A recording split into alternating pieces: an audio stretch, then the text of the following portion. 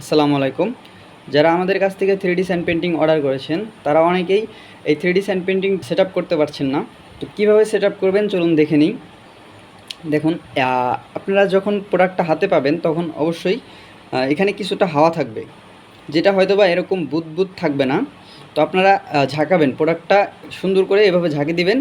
ঝাঁকি দিলে, জোরে জোরে ঝাঁকি দিলে আপনারা দেখবেন যে এখানে এরকম বাবল তৈরি হবে।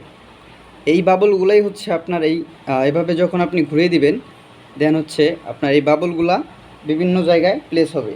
প্লেস হওয়ার কারণে বিভিন্ন জায়গায় ব্লক হবে এবং কিছু জায়গা হচ্ছে আপনাকে এভাবে অ্যাডজাস্ট করে দিতে হবে যাতে বালুগুলা নিচের দিকে পড়তে পারে।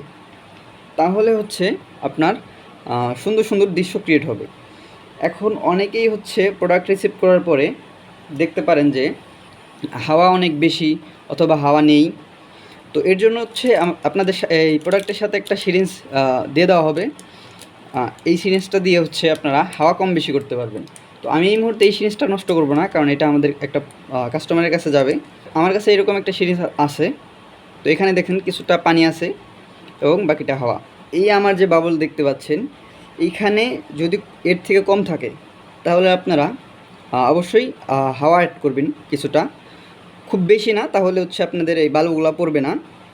আর যদি এর থেকে হচ্ছে বেশি থাকে হাওয়া, তাহলে হাওয়া বের করবেন।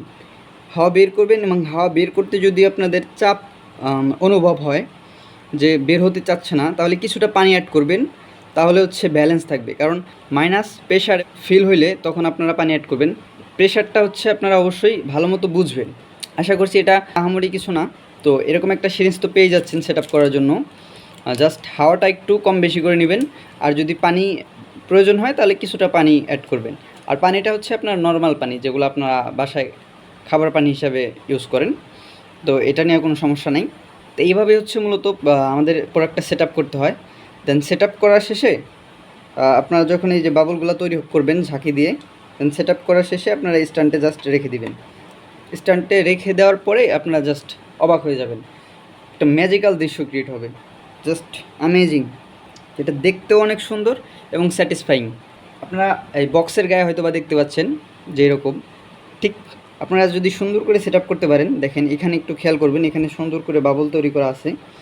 তো এই বাবলগুলো আপনারা জাস্ট একটু তৈরি করবেন কষ্ট করে ঝাঁকি দিয়ে এবং ওই হাওয়া কম বেশি করার মাধ্যমে।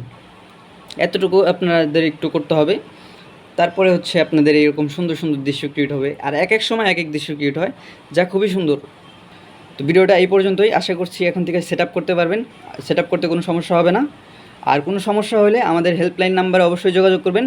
আমরা আপনাদের সম্পূর্ণ বিস্তারিত বুঝিয়ে দেব। ঠিক আছে, ধন্যবাদ, ভালো থাকবেন, আল্লাহ হাফেজ।